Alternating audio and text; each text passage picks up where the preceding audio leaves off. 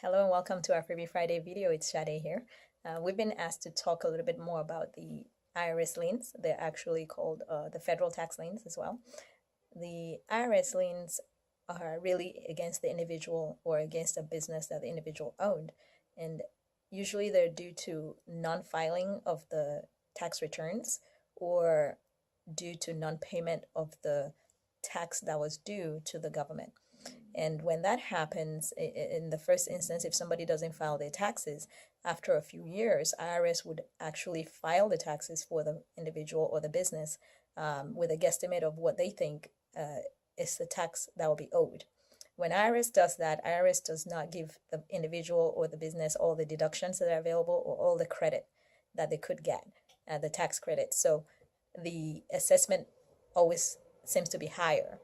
And when that happens, then IRS afterwards would file a tax lien against real estate or any other assets like vehicles or business equipment and things like that that the person has. They will continue to try to get the payment by doing garnishments, either of the tax refunds that are due the following years, or they might garnish sometimes when the person has assets. They might seize the assets and things like that. However, a lot of the times, IRS would also file what we call a notice of federal tax lien, which they file into the property records wherever the individual might have real estate. And when that happens, that's when it shows up when the individual is trying to sell the property. Most people don't even know, even though they do get a notice from IRS, they don't really pay attention to it. And it shows up usually when they're trying to sell. And the title companies do not like to issue title policy when their liens inside the property records.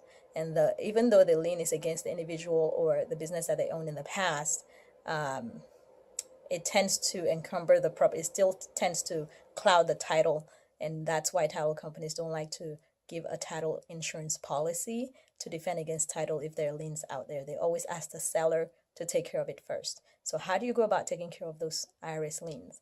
The first thing you want to do, I think, is if you're guilty of not filing the taxes, which a lot of us are, you want to go ahead and file your tax returns right away and get a CPA or a tax attorney to do that. And their numbers will be way different than what IRS has filed for you. And so you can then approach IRS to make sure that they change the assessment. And changing the assessment will then either make the lien go away completely or at least reduce the amount of the lien. Once the amount of the lien is reduced, then the IRS would reissue another notice of federal tax lien, and it will be a smaller amount, hopefully. If you did file your returns but you didn't pay your taxes due, then of course you have to figure out whether you can get that discharged, the property itself discharged from the IRS lien.